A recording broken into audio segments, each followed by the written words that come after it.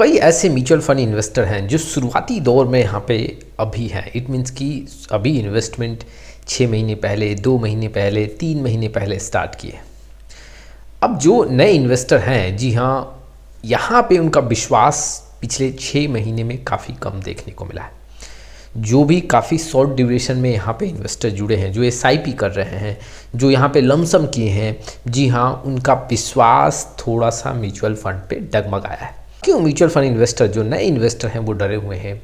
SIP को लेके काफ़ी चिंताजनक स्थिति बनी हुई है। ऐसे न्यू इन्वेस्टर के लिए आज मैं उसका विश्लेषण रखूंगा और ऐसे इन्वेस्टर को क्या करना चाहिए उसके बारे में भी बात करूंगा। एक ऐसे म्यूचुअल फंड पे यहाँ पे CBI ने इंक्वायरी स्टार्ट किया है, जी हाँ, उसके बारे में भी बात करेंगे और इन्फॉर्मेशन आपके सामने में रखूंगा। चलिए शुरुआत करते हैं, लेकिन उसके पहले mutual fund related complete solution चाहिए तो आप मेरे साथ जुड़ सकते हैं।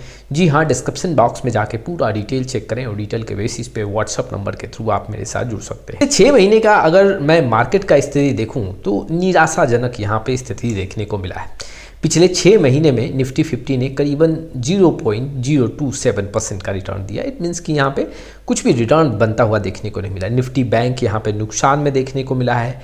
BSE मीट कैप भी कुछ रिटर्न यहाँ पे नहीं दे रहा है, करीबन 0.64%। स्मॉल कैप में 5 से 6% का रिटर्न देखने को मिल रहा है और सेंसेक्स भी यहाँ पे कुछ भी रिटर्न नहीं दे रहा है पिछले 6 महीने में।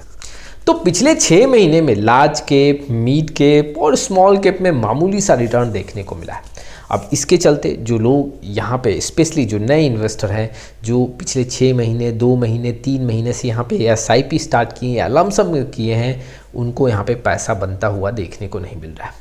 उनको ये लग रहा है कि पिछले 6 महीने में यहाँ पे तो कुछ पैसा बना नहीं, तो क्या आने वाले समय में पैसा बनेगा? उनके विश्वास पे पिछले 6 महीने का जो आंकड़ा है वो खड़ा नहीं उतरा है, जिसके चलते यहाँ पे ऐसे इन्वेस्टर काफ़ी, जी हाँ, डरे हुए हैं और बार बार वो क्वेरी जनरेट करते हैं कि क्या हम अभी SIP को स्टॉप कर दें, जबकि पिछले 6 महीने में कुछ भी यहाँ पे रिटर्न बनता हुआ देखने को नहीं मिल रहा है। देखो, नए इन्वेस्टर अगर डर रहे हैं तो मार्केट की स्थिति को देख के वो डर रहे हैं।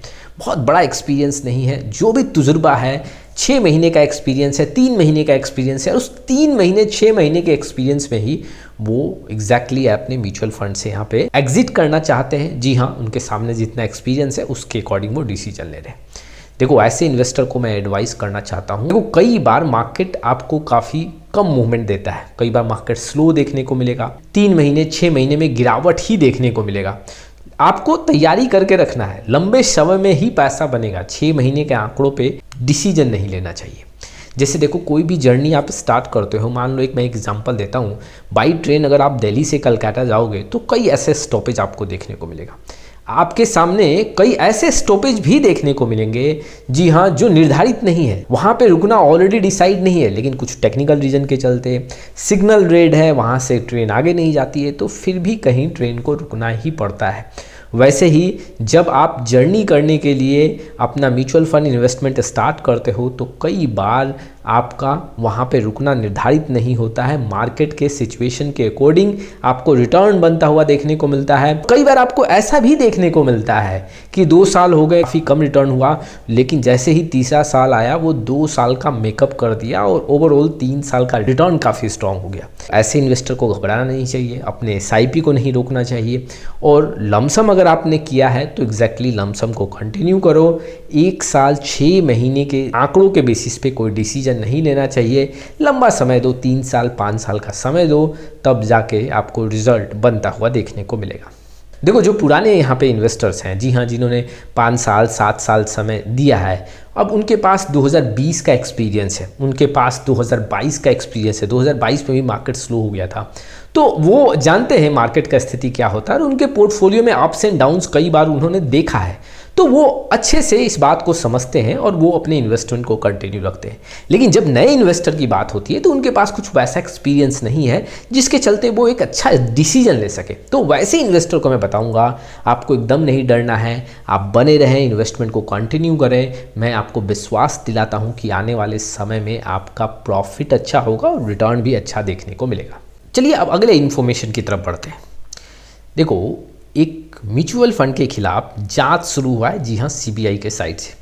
आगे मैं बताऊंगा कि इसके पीछे क्या स्टोरी है और जो इन्वेस्टर ऐसे म्यूचुअल फंड के साथ बने हुए हैं क्या उनको घबराना चाहिए, उसके बारे में भी हम डिस्कशन करेंगे।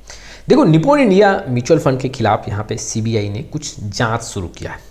अब देखो, जांच क्या है, सबसे पहले मैं बता दूं, निप्पॉन इंडिया जो म्यूचुअल फंड है, इसके पहले ये रिलायंस म्यूचुअल फंड के नाम से जाना जाता था। अब हुआ क्या है, यस बैंक द्वारा जो एक बॉन्ड है वो इशू किया गया है और रिलायंस कैपिटल के थ्रू यहाँ पे इन्वेस्टमेंट हुआ है। कई ऐसे इन्वेस्टर ने यहाँ पे इन्वेस्टमेंट किया और उस समय जी हाँ, रिलायंस कैपिटल के थ्रू पूरा यहाँ पे पैसा लगा। ये बॉन्ड में जब पैसा लगता है तो अगर मान लो बैंक दिवालिया होती है तो ऐसे इन्वेस्टर को कुछ भी पैसा नहीं मिलता है। जी हाँ, ना उनका जमा पूंजी मिलेगा, ना उस पर इंटरेस्ट मिलेगा और वहाँ पे ऐसे इन्वेस्टर को काफ़ी नुकसान देखने को मिलता है। यस बैंक दिवालिया के कगार पे था तो ऐसे बॉन्ड को ख़त्म कर दिया गया, जिससे इन्वेस्टर का काफ़ी नुकसान हुआ और बड़े बड़े इन्वेस्टर जी हाँ इसके खिलाफ कोर्ट में गए और उसी सुनवाई में यहाँ पे आगे का मामला चल रहा है।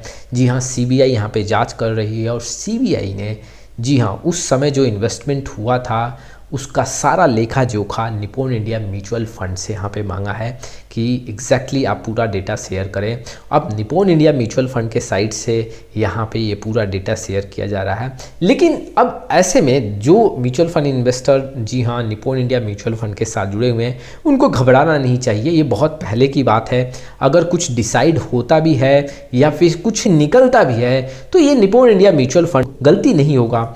ये जो है रिलायंस म्यूचुअल फंड जब था उस समय का ये सिचुएशन था और ऐसे में जो भी पार्टिकुलर पर्सन इसमें इन्वॉल्व होगा उस पे ये पूरा मामला जांच के घेरे में आएगा।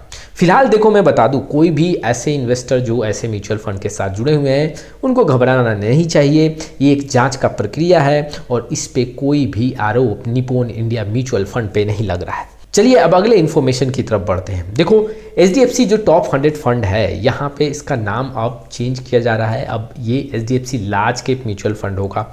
अगर आप देखोगे तो ये HDFC टॉप 100 फंड है। इसमें लार्ज कैप का एलोकेशन आपको ज़्यादा देखने को मिलेगा। इट मीन्स कि लार्ज कैप का एलोकेशन ही है और ऐसे में HDFC म्यूचुअल फंड हाउस ने यहाँ पे इस म्यूचुअल फंड का नाम चेंज कर दिया है HDFC टॉप 100 से। अब ये HDFC large cap mutual fund के नाम से जाना जाएगा।